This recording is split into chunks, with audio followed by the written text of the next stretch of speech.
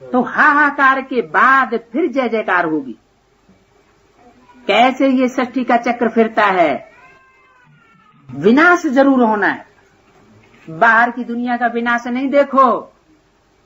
कौन सी दुनिया में विनाश होगा? पहले ब्राह्मणों की दुनिया में, और ब्राह्मणों की दुनिया में भी पहले ब्राह्मणों के मन बुद्धि के अंदर जो दुनिया भर का फैलाव फैलाया हुआ है, वो सारी पुरानी दुनिया का फैलाव विनाश हो जाएगा।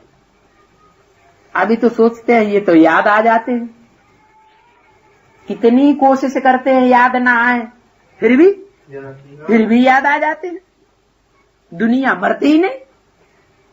अरे आप मुए तो मर गई दुनिया, खुद को मारते नहीं तो दुनिया कहां से मर जाए? तो हाहाकार के बाद फिर जय जयकार होगी। विनाश जरूर होना है। एक धर्म की स्थापना बाप आकर कराते हैं। कौन सा धर्म? एक धर्म, आदि सनातन देवी देवता धर्म। देवी देवता धर्म की विशेष गुण कौन सा बताया? सहनशीलता। क्योंकि इसमें भी सहन करना पड़ता है पुरानी दुनिया को भुलाने के लिए। एक बाप ही याद रह जाए और कोई भी याद ना आए तो एक बाप तो भाई अच्छी चीज है। वो याद रह जाए तो इसमें क्या बाधा है? इसमें सहन क्या करना पड़ेगा? है? इसमें भी कोई सहन करने की बात है? कितना मीठा, कितना भोला, कितना प्यारा शिव भगवान है। तो एक को याद करने में तो कोई अड़चन नहीं आनी चाहिए है? माया बायलोड़ा डाल देती है। तो माया को बायलोड़ा डाल देंगे, माया थोड़े ही मीठी लगती है। मीठा तो प्यारा बाप है, लेकिन बाप तो है, लेकिन बाप के साथ साथ ये भी शर्त है कि सिर्फ मुझे याद करो। अगर कोई व्यभिचार डाल दिया बीच में, क्या मेरे अलावा, मेरे को तो याद किया, मेरे को तो प्यार किया, लेकिन बीच में अगर कोई और को डाला, जैसे कोई बड़ा आदमी हो, बहुत ऊंचा मान शान वाला महाराजा हो, मान लो सम्राट हो हिंदुस्तान का, अशोक वशोक नहीं, कलयुगी दुनिया का सम्राट। कलयुगी दुनिया के सम्राट में अहंकार भी तो बहुत जबरदस्त होगा। और उसकी कोई घरवाली बने, रानी बन गई, और वो रानी जो है उसको आंख लड़ाते सम्राट देख ले किसी दूसरे आदमी के साथ, या कोई भी कुकर्म करते देख ले, या वाइब्रेशन बिगाड़ते देख ले, और परख ले कि हाँ ये बात ऐसे है, तो क्या होगा? तो क्या होगा? राजाओं ने इस मामले में क्या किया? हिस्ट्री क्या कहती है? त्याग नहीं दिया, मरवाए दिया। जमीन में गाड़ करके, दही डाल करके सर के ऊपर, और कुत्ते छुड़वा दिए और नोच नोच के खाई गए, और पूरी पब्लिक देख रही है। इतने भयंकर होते थे राजाएं। और ये तो कौन आया हुआ है? कालों का काल महाकाल। ये तो राजाओं का भी राजा भी नहीं है। कौन है? महाराज नहीं, महाराजाओं को महाराजा बनाने वाला, लेकिन उसकी कोई वैल्यू नहीं है, उसको समझते नहीं है कि ये क्या चीज है। तो ये सृष्टि का चक्र कैसे फिरता है? विनाश जरूर होना है। एक धर्म की स्थापना ये बाप ही आकर के कराते हैं, दूसरा कोई करा नहीं सकता। और राजयोग भी सिखाते हैं। कैसा योग? राज भरा हुआ है इसमें, बहुत बड़ा राज है। प्राप्ति का भी बहुत बड़ा राज, असंख्य गुनी प्राप्ति। और फिर अगर उल्टी चलन है तो घाटा भी उतना ही असंख्य गुना। बाकी सब अनेक धर्म खलास हो जाएंगे। गीता में कुछ दिखाया नहीं है। क्या क्या नहीं दिखाया है? अनेक धर्मों का विनाश कैसे हुआ, अनेक प्रकार की धारणाओं का, अनेक प्रकार की मतों का विनाश कैसे हुआ ये गीता में नहीं दिखाया। 5 पांडव और कुत्ता हिमालय पर गल गए, ये बताए दिया। गल गए माना देह अभिमान से गल गए, और कुत्ता माना कामी कुत्ता। साथ में गया भी कौन? कामी कुत्ता भी साथ में गया।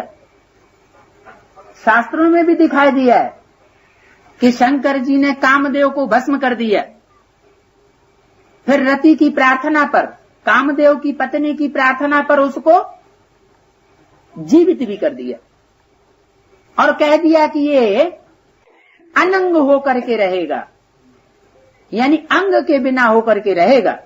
ऐसे नहीं कि काम नहीं होगा सतयुग में, काम तो होगा, लेकिन काम विकार का जो अंग है मार करने वाला, वो अंग वहां उसकी अनुभूति नहीं होगी, जैसे कि अंग होगा ही नहीं।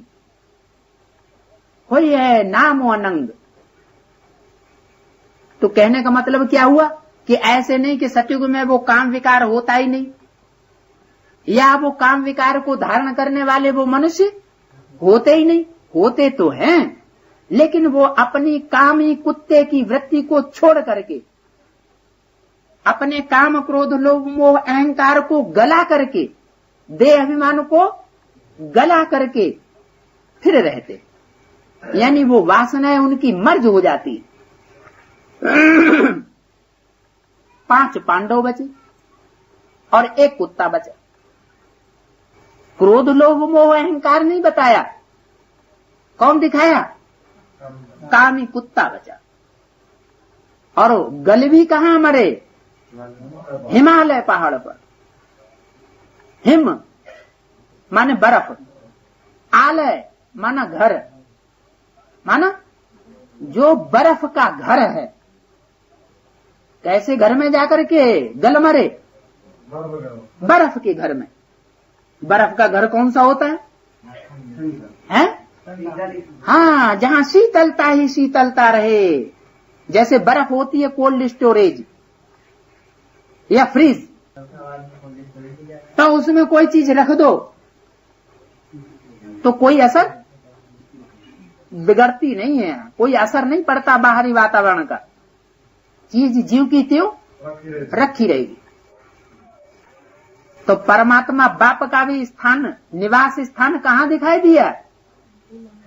हिमालय पर्वत पर अमरनाथ। अमरनाथ में वहां रहता है कौन? अमरनाथ। कहां रहता है? गुफा बनाई दी है। गुफा माना, गुफा माना वो तो हिमालय पर्वत अमरनाथ, वो तो उसका घर हो गया। और रहता कहां है? गुफा में। गुफा माना गुप्त, गुप्त स्थान। गुप्त स्थान में रहता है। वो सिर्फ शिवलिंग ही वहां दिखाते हैं, ऐसे नहीं कि वहां फिर शालिग्राम भी दिखाते हो। कहां? गुफा में।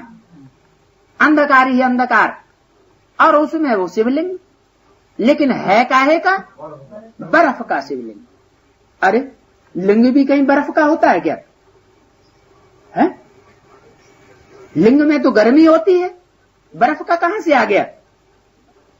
लेकिन स्थिति दिखाई है कर्मेंद्रियों की। ऐसे भी नहीं कि पड़ा हुआ होता है, उसमें शक्ति होती नहीं। शक्ति भी होती है। क्या? कोई हिजड़े पने की बात नहीं है। लिंग में शक्ति भी दिखाएगी, खड़ा हुआ है, लेकिन शीतल। खड़ा हुआ का मतलब क्या हुआ? शीतल। कर्मेंद्रियों में शीतलता है। ऐसे कि नहीं कि बाहर वो कर्मेंद्रियां काम ही नहीं करती हैं। बाप तो हमें कर्म योग सिखाने आए हैं। तो कर्म योग का मतलब यह है कि कर्मेंद्रियों से कर्म तो करना है, लेकिन बुद्धि से इतना डिटैच होकर के रहना है कि वो इंद्रिय कोई विकृति न कर सके। विकृति माना विकृति माना विपरीत कृति। जो विपरीत कृति, विपरीत कार्य होता है, नियम के विपरीत, उसको कहते हैं विकृति। नियम के विपरीत काम कौन सा होता है? किसी को दुख देना, वो है नियम के विपरीत काम। यह है पाप कर्म, जिसे कहते हैं विकृति, विकर्म। और सुकृति किसे कहते हैं? जो सुख देने का कर्म किया जाए, सुंदर कर्म किया जाए, वो हो गई सुकृति। तो पाप कर्म और पुण्य कर्म, सुख और दुख, ये राज भरा हुआ है कर्मों के गुह्य गति में। तो 5 पांडव बचे, एक कुत्ता बचा और हिमालय पर जाकर के गल मरे। माने ऊंची स्टेज, पुरुषार्थ की इतनी ऊंची स्टेज में जाकर के उन्होंने अपने देह अभिमान को गलाया कि न काम का असर रहा, न क्रोध का, न लोभ का, न मोह का असर रहा। फिर रिजल्ट क्या हुई? उन्होंने तो प्रलय दिखाई दी। क्या कि सब जलमयी हो गई। तो वास्तव में कोई ऐसी जलमयी संसार में नहीं हो जाती। ये तो ज्ञान का जल है जो सारे संसार में फैलेगा। कोई तो इस जल में तैरते रहेंगे, जैसे ज्ञान की बाढ़, जैसे जल में बाढ़ आती है, तो जो नौसिखिया होते हैं या तैरना नहीं जानते हैं, उनकी क्या हाल होगा? वो तो डूब जाएंगे। और जो तैरना जानते हैं, तो ये दुनिया भी है विषय सागर। इस विषय सागर में क्या, इस विषय वासना के सागर में जो पड़े हुए हों और तैरना भी जानते हों। तैरना काहे से है? बुद्धि योग से तैरने की बात है, कोई जंगल में जाने की बात नहीं है। तो जो तैरना भी जानते हैं वो ही क्रॉस कर सकते हैं। ऐसे नहीं कि विषय बैतरणी नदी में घुसना भी न पड़े और पार भी हो जाए। लेकिन वो कौन पार होंगे? वो ही पार होंगे जिन्होंने टाइम से पहले बुद्धि योग के अभ्यास का पक्का अनुभव कर लिया और लास्ट घड़ी में जाकर के कहीं प्रैक्टिस करने लग पड़े तो डूबना ही डूबना होगा, पार उतरना नहीं हो सकता। तो ये है राजयोग। जिन्होंने इस राज को समझा होगा वो कर्म योग को समझेंगे, और नहीं समझा होगा तो कर्म को अलग कर देंगे और योग को अलग कर देंगे। सेवा करेंगे तो याद भूल जाएगी, और याद करेंगे हाथ पांव बैंड करके बैठ गए शिव बाबा की याद में। 1 साल के लिए तपस्या वर्ष, कोई सेवा नहीं करनी, तो वो हुए सन्यासी। परमात्मा सन्यासियों को नहीं मिलता, घरगृहस्थ में रहने वाले गृहस्थियों को मिलता है, जो कीचड़ में रह करके जीवन बिताते। तो उन्होंने प्रलय दिखाई दी है कि चारों तरफ दुनिया में जलमयी हो गई। यहां जलमयी का अर्थ क्या है? ज्ञान जल की बाढ़ आएगी। इतना ज्ञान बढ़ेगा, उस बाढ़ में जो तैरने वाले होंगे वो ही फिर अपने को सुरक्षित रख सकेंगे, और नहीं तो डूब जाएंगे। जिसको कलयुगी कवियों ने भी बताई दिया, आई ज्ञान की आंधी। तो जब आंधी आती है, जो पावरफुल होते हैं वो तो थमे रहेंगे और बाकी सब उड़ाए जाएंगे, उड़ाए ले जाएगी। जलमयी भल होती है, परंतु सारी दुनिया जलमयी नहीं हो सकती। उस जलमयी में बचेंगे कौन है? उन्होंने तो स्थूल जलमयी समझ ली कि सारी दुनिया में जल इतना ज्यादा बढ़ जाएगा, उसका जल का तल इतना ऊंचा हो जाएगा कि अमेरिका, ऑस्ट्रेलिया, अफ्रीका, यूरोप, ये जितने भी धर्मखंड हैं जो बाद में इमर्ज हुए वो सब डूब जाएंगे। वो तो हुई स्थूल बात। ये स्थूल ड्रामा तो बाद में होगा। पहले क्या होगा? सूक्ष्म ड्रामा। कौन सा सूक्ष्म ड्रामा? कैसा होता है सूक्ष्म ड्रामा? होता है तो बताओ। हाँ, ज्ञान की जलमयी होगी। उस जलमयी में फिर क्या होगा? है? हाँ, जितने भी दूसरे धर्मखंड हैं, यानी धर्मखंडों में रहने वाले मनुष्य हैं ब्राह्मणों की दुनिया में, जिनके अंदर अधूरा ज्ञान है, पूरा ज्ञान नहीं है, जो इब्राहिम, बुद्ध, क्राइस्ट, गुरु नानक आदि से भी प्रभावित होने वाले हैं, दूसरों की भी धारणाओं को, धर्म गुरुओं की धारणाओं को पकड़ने वाले हैं, उन्हें फिर परमात्मा बाप लिफ्ट नहीं देगा। क्यों नहीं लिफ्ट देगा? क्योंकि तुम बेविचारी हो। जब बता दिया, कान खोल खोल के रोज बताते हैं बच्चे, एक से ज्ञान सुनोगे तो अब बेविचारी, और अनेकों से सुनोगे तो क्या होगा? बेविचारी ज्ञान हो जाएगा। और फिर भी अगर नहीं मानो तो क्या होगा? तो इसका मतलब कि अभी भी टीचर अनेक प्रकार के बनाने की दरकार है, क्योंकि टीचर जो टीच करता है उसकी याद जरूर आती है। तो एक बाप दूसरा न कोई। तो जलमयी भल होती है, परंतु सारी दुनिया जलमयी नहीं हो जाती। कौन बचते हैं? जो पक्के भारतवासी, मर्यादा पुरुषोत्तम, देवी देवता, सनातन धर्म की आत्माएं हैं, जिनकी बुद्धि में पक्का निश्चय है, एक बाप दूसरा न कोई। एक बाप ही हमारा टीचर, एक बाप ही हमारा सतगुरु, एक बाप ही हमारा सर्व संबंधी, दूसरा कोई संबंधी नहीं। तो जिनकी अंत समय में ये धारणा 100% पक्की हो जाएगी, वो बचेंगे, बाकी सब खलास हो जाएंगे। भारत तो अविनाशी पवित्र खंड है। क्या अविनाशी क्यों है?